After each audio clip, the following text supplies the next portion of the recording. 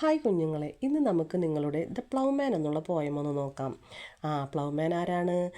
നിലം ഉഴുതുമറിക്കുന്ന ജോലിക്കാരനല്ലേ? നിലം കൃഷിക്ക് വേണ്ടിയിട്ട് നിലം ഒരുക്കുന്ന ജോലിക്കാരൻ.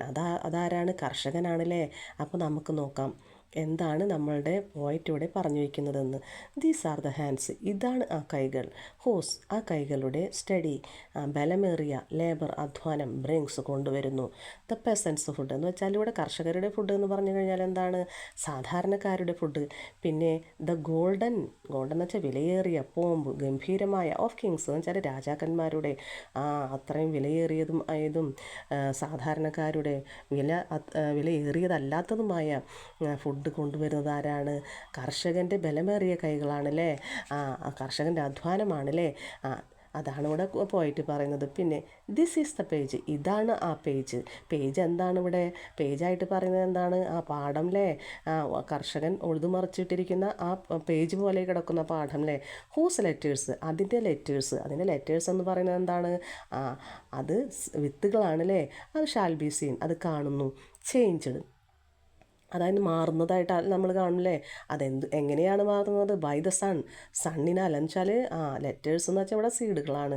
അത് ചേഞ്ച് ആവാൻ എന്തായിട്ടാണ്? ചെടികളായിട്ടാണല്ലേ? അതിന് എന്ത് വേണം? സൂര്യൻ്റെ പ്രകാശം വേണമല്ലേ? സൂര്യപ്രകാശം വേണമല്ലേ? അപ്പോൾ ഈ സീഡുകൾ ചേഞ്ച് ആവുന്നത് ബൈ ദ സണ്ണിനാലാണെന്ന് പറയുന്നു. ചേഞ്ച് എങ്ങനെയാവുന്ന? 2 വേർഡ്സ് അല്ലേ? ഇവിടെ നമ്മൾ സീഡിനെ ലെറ്റേഴ്സായി പറഞ്ഞത് കൊണ്ട് തന്നെ അത് ചേഞ്ച് ആവുന്നത് 2 വേർഡ്സ്, വാക്കുകളിലേക്കാണ് അല്ലേ? വാക്കുകളിലേക്കാണ്. എന്തിൻ്റെ വാക്കാണ്? ഓഫ് ലിവിങ് ഗ്രീൻ, ജീവിക്കുന്ന പച്ചയാകുന്ന വാക്ക് എന്ന് വെച്ചാൽ ചെടിയാകുന്ന വാക്ക്. അപ്പോൾ ലെറ്റേഴ്സ് എന്ന് പറയുന്നത് നമ്മുടെ സീഡുകളാണ്. ആ സീഡുകൾ മാറുന്നത് എങ്ങനെയാണ്? സൂര്യപ്രകാശത്താൽ ചെടികളായാണല്ലേ? അതാണ് ഇവിടെ പറയുന്നത്. പിന്നെ ദിസ് ഈസ് ദ സ്കോളർ, ഇതാണ് ആ പണ്ഡിതൻ. പണ്ഡിതൻ എന്ന് പറയുന്നത് ആരാണ്? കർഷകൻ. എങ്ങനെയാണ് കർഷകൻ പണ്ഡിതനാകുന്നത്? മനുഷ്യൻ്റെ അടിസ്ഥാന ആവശ്യം എന്താണ്? ആഹാരമാണല്ലേ? അത് നേടിത്തരുന്നയാളാണല്ലേ? അത് അവൻ വൃത്തിയായിട്ട് അവന് അറിയാം ആ ജോലിയിലെ. നിലം ഉഴുന്നത് മുതൽ നിലം ഒരുക്കുന്നത് മുതൽ അങ്ങോട്ട് കൊയ്തെടുക്കുന്നത് വരെ അല്ലേ? വിളവെടുക്കുന്നത് വരെയുള്ള പണികൾ മുറ തെറ്റാതെ അവൻ ചെയ്യൂല്ലേ? അതുകൊണ്ടാണ് അവൻ പണ്ഡിതനാണെന്ന് പറയുന്നത്. കാരണം അടിസ്ഥാന ആവശ്യമാണല്ലേ മനുഷ്യൻ്റെ. അതില്ലെങ്കിൽ മനുഷ്യന്മാർക്ക് ജീവിക്കാൻ പറ്റില്ല അല്ലേ? അപ്പോൾ അതുകൊണ്ട് തന്നെയാണ് ഏറ്റവും വലിയ പണ്ഡിതനായിട്ട് പറയുന്നത്. പണ്ഡിതനായത് പറയുന്നത് കൊണ്ട് തന്നെയാണ് അവന് ഹൂസ് ഇമ്മോർട്ടൽ പെൻ, അവൻ്റെ അനശ്വരമായ പേന എന്ന് അവൻ്റെ അധ്വാനത്തെയാണ് പറയുന്നത്. അതായത് കർഷകനാകുന്ന പണ്ഡിതൻ്റെ അത് അധ്വാനമാകുന്ന പേന കൊണ്ട് എഴുതി വയ്ക്കുന്നത്, സ്പെൽസ് അവൻ എഴുതി വയ്ക്കുന്നത് അത് ഫസ്റ്റ് ലെസൺ ആണെന്ന് പറയുന്നു.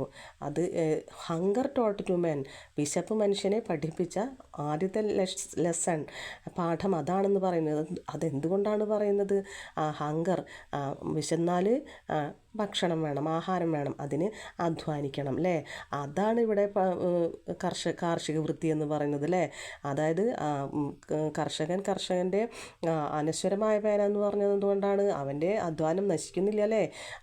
അതായത് നിലമൊരുക്കുന്നത് മുതൽ വിളവെടുക്കുന്നത് വരെ, പിന്നെ വീണ്ടും വീണ്ടും അല്ലേ?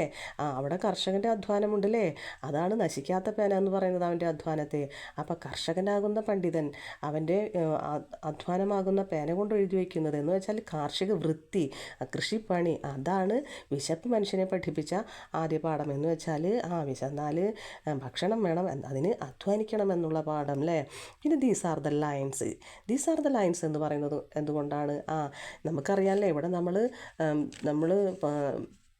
നമ്മുടെ നിലത്തെ നമ്മൾ പേജായിട്ടും അതിൽ വിതയ്ക്കുന്ന വിത്തിനെ നമ്മൾ ലെറ്റേഴ്സായിട്ടും അത് ചെടിയാകുമ്പോൾ അതിൻ്റെ വേർഡ്സായിട്ടും പിന്നെ നമ്മുടെ കർഷകൻ ക്രമമായി അവൻ്റെ പണിയിലെ അവനറിയാം എന്തൊക്കെ പണികൾ എപ്പോഴൊക്കെ ചെയ്യണമെന്നല്ലേ? എപ്പോൾ നിലമൊരുക്കണം, എപ്പോൾ വിത്തിടണം, എപ്പോൾ അതിന് അങ്ങനെ ചെടികളെ പാലിക്കണം, കള പറിക്കണം, കൊയ്തെടുക്കണം, എന്നൊക്കെ അവന് കൃത്യമായിട്ട് അറിയാമല്ലേ? അതൊക്കെ വരികളാണ്, അധ്വാനത്തിൻ്റെ വരികൾ.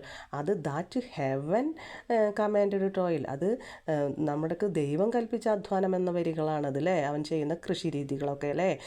അത് ഷോസ് ഓൺ ഹിസ് ഡീഡ്, അതായത് അവൻ്റെ പ്രവൃത്തിയിൽ കാണുന്ന അധ്വാനം. അതാണ് ദൈവത്തിനാൽ കൽപ്പിക്കപ്പെട്ട അധ്വാനം.